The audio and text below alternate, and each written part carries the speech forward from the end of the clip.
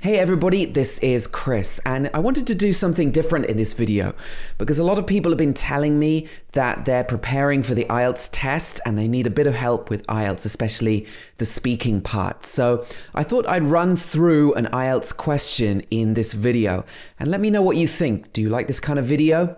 And what are you struggling with in the IELTS test? Let me know in the comments below and whether I should keep on making videos like this. So in this video, I'm going to look at a question from IELTS Part 2 about an app that you normally use. So the question is, describe an application or a program that you usually use on your phone or computer. You should say what it is, when you started to use it, why you use it often, and how you feel about it. So in the IELTS test, you will have 1 minute to write notes on the answer to this question. Then you will need to speak for between 1 to 2 minutes. So first of all, let me tell you my answer to this question. The app that I use on my phone most frequently is probably WhatsApp.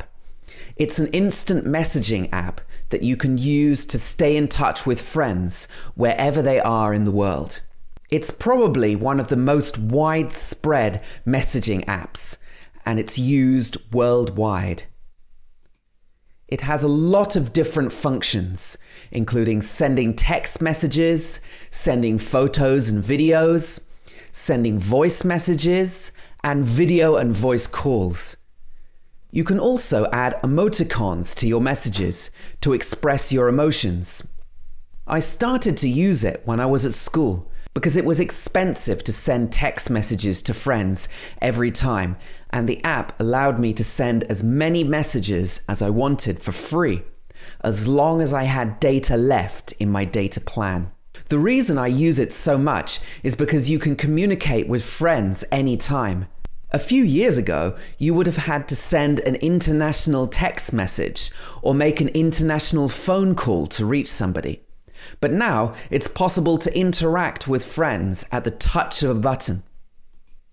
And because you can also make voice calls with the app, it helps you to save a lot of money that you would have otherwise had to spend on international phone calls. Recently, during the coronavirus lockdown, I've also used it to keep in touch with family members who I have not been able to see due to the restrictions. It has really made my life much more convenient, and it has enabled me to stay connected to a wider range of people. It really is an indispensable tool for me and an integral part of my everyday life. I would recommend to everybody that they download this app.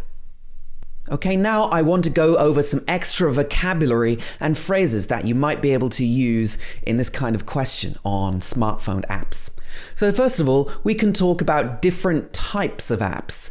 There are many different types of apps, including instant messaging apps, which is what I just talked about, like Facebook or WhatsApp or Signal or Line or apps like that. Social media apps like Facebook, Twitter, also Instagram, where you can post pictures and messages.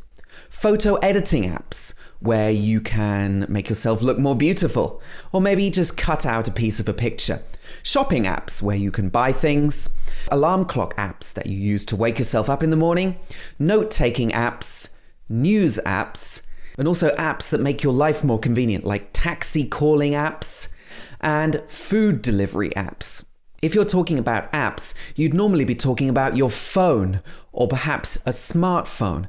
A smartphone is a modern phone that can do many other things other than making phone calls, like accessing the internet, taking photos, watching videos, and so on. We also have a word camera phone, which just means a phone with a camera that you could use for taking pictures. When you're using social media or apps, you might post a post. This means that you are writing something on your wall or on your feed for other people to see. You might share that with other people, and they might follow you, which means becoming your fan. You can share different types of content, such as images, text, and videos. And all of this together could be called content.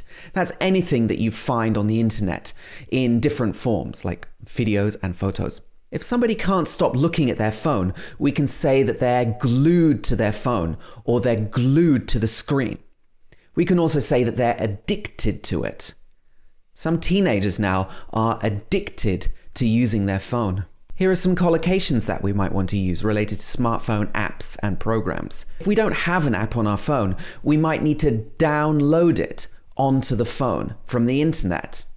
Or we can say install the app. That means we've just downloaded it and now we need to install it onto your phone.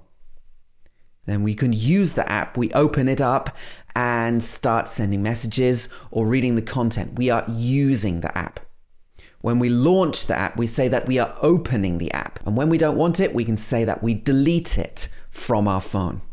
Here are some adjectives relating to apps that you might find useful in questions like this. We can say that an app is very useful. That means that you use it all the time. Convenient means that it makes your life easier, or perhaps it makes things quicker. Essential means that you can't do without this app. You have to have it in your life. Indispensable means something similar. It means you have to have this app. Commonly used is split up into two words. Common means a lot of people doing it, and used means they're using it, right? So this is commonly used, means very popular.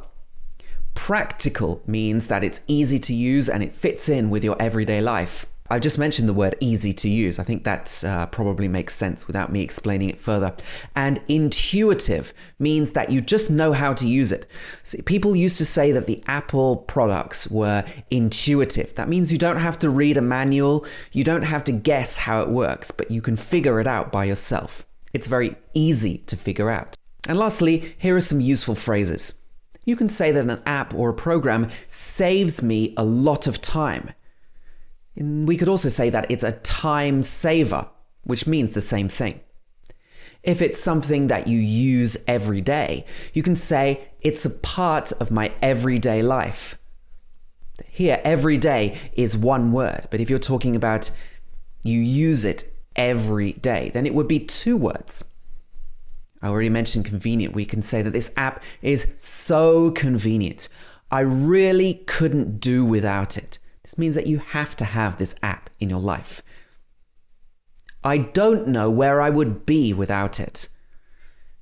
So this means that you would be stuck without this app. You really depend on it to do what you need to do every day. But if you use the app too much, we can say that you are addicted to it. This means that you can't stop flicking through the screen. You're always opening the app many times a day, and you can't stop using it. You probably would admit that you spend too much time on your phone, or too much time playing with your phone. That's a problem that a lot of people have nowadays. Okay, so this is an answer to a question about smartphone apps for part 2 of the IELTS exam. Okay, so did you find this video useful? If so, please do click the like button and let me know in the comments. Let me know what you thought of this video. Would you like me to make more videos like this? And are you interested in taking the IELTS exam? If you are, then what do you find most difficult about the IELTS that I could help you with? All right, so that's going to be all for this video. Thanks for checking it out, everybody, and see you later.